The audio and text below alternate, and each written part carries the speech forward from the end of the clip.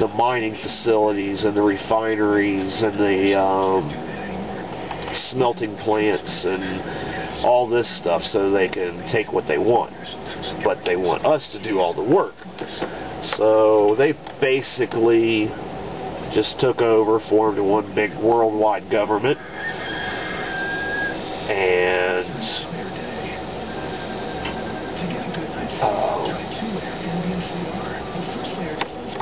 they kind of work as the police. Now, we're playing the, I don't want to say the book scenario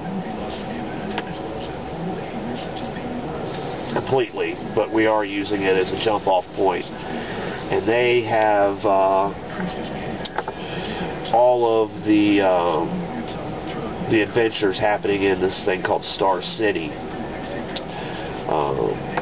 Eons ago, another alien had come to Earth, and he created Star City. It's I think, more than 100 square miles total size, but it's in the shape of a star, and it's off the coast north of New York City, because New York City is gone.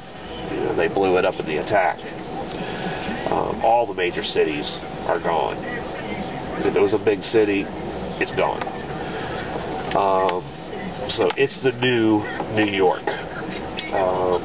There is a bridge that connects it.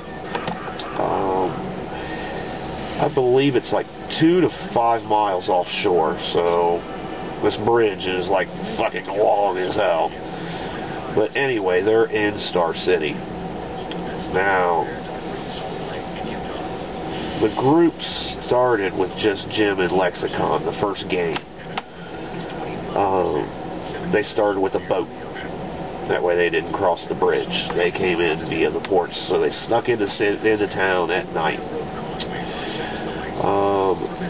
They ran into a kid on a dock that thought they were Omega. So he takes them to a resistance facility where they could stash their boat. It's an indoor docking area.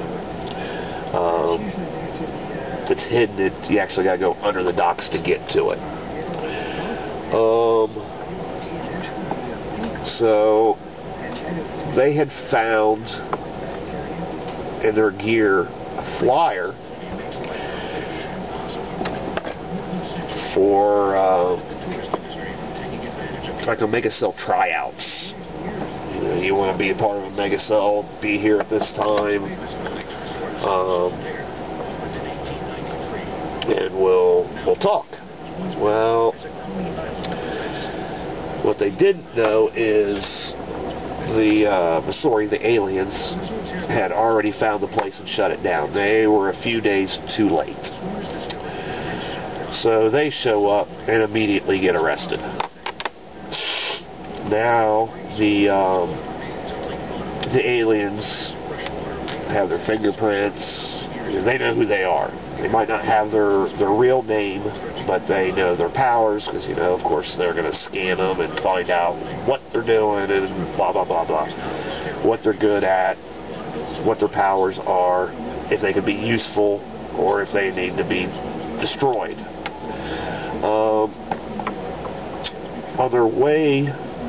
They were on their way to be taken to a launch pad to be taken off planet. They don't know what was going to happen to them there. They just knew that they were on the way. Well, on the way, Dr. Doom comes in. They call him something else, Dr. Destruction, but he's basically Doc Doom. They changed his outfit a little bit, but I changed it back to Doc Doom. That's who they were portraying in the books, was Doc Doom, so they might as well be Doc Doom. So Doc Doom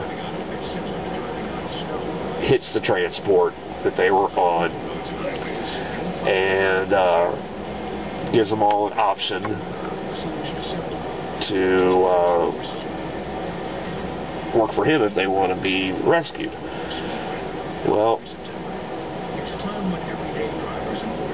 actually, let me back that up. He asks them if they want to, basically work for him.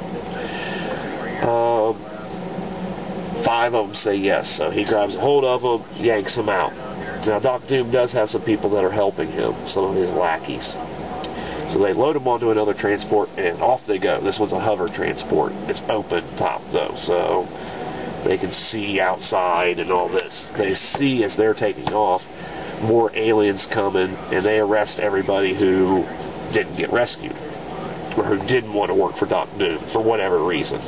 Maybe they didn't like Doc Doom, maybe he had robbed the bank that they had wanted to rob, for whatever reason.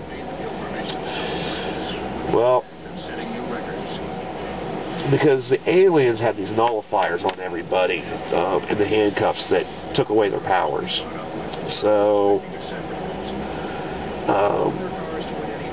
he has his lackeys attach something to him, and he pretty much tells them that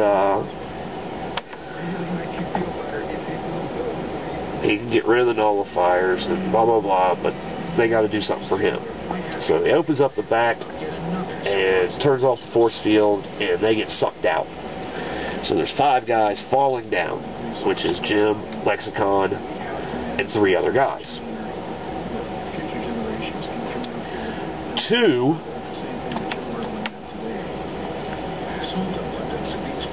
as they're falling, Doc tells them that he wants them to do this job for him. If they agree to work for him, he'll get rid of the nullifiers. If not, fuck them. Well, Jim and Lexicon say yes, and 1 other guy says yes. So now there's 3 guys out of the 5. The other 2 plummet to their death. The other 3 crash through the building, land inside of a holding facility that the aliens had set up, kind of like another jail. It was just a temporary holding facility, though.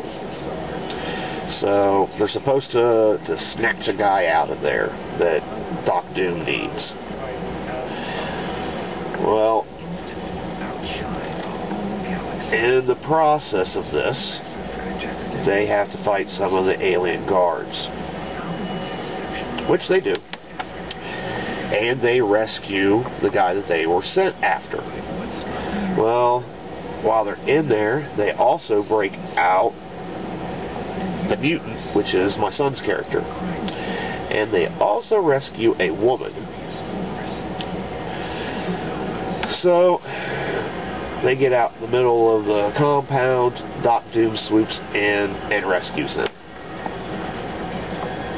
Thanks them for it and tells them that now they are officially in a mega cell to come up with a name of their cell, because they are now part of the family. So he drops them off at a warehouse. Now, this warehouse was only meant for them to stay the night, lay low, while the heat blows over from them escaping and breaking the other facility. Basically, 2 of the police facilities were hit. The one transport that they were in, and the one that they broke this other guy out of. So he lets 5 of them out at this warehouse, tells them to go ahead, go on in. He gives them headset walkie-talkies so they can communicate with each other, and then gives them this thing that's kind of like a Palm Pilot. That way he can contact them by the book. He can also talk with them telepathically, but with this PDA he can actually send files, and he can send it over bigger distances than his telepathy would allow.